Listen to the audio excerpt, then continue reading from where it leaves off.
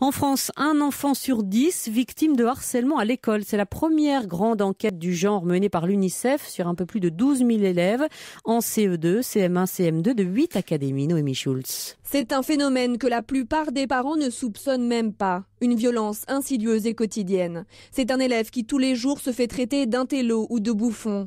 Un enfant dont on cache systématiquement le cartable. Ce sont des petites tapes distribuées à la récréation et parfois des actes beaucoup plus graves. En 2007, Noélie est morte de ce harcèlement. Pendant des mois, cette petite fille d'origine haïtienne a été prise pour cible par d'autres élèves.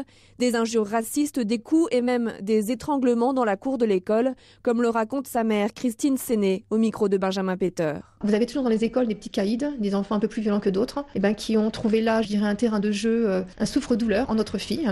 Elle subissait donc du racket, des violences.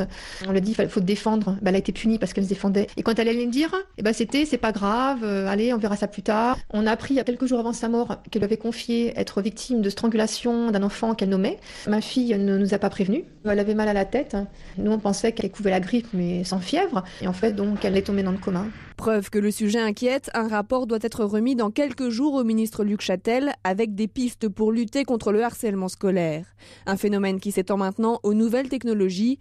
Dès 8 ans, certains élèves utilisent Facebook pour régler leurs comptes. Luc Châtel doit installer aujourd'hui un conseil scientifique contre les discriminations à l'école et notamment pour lutter donc contre le harcèlement.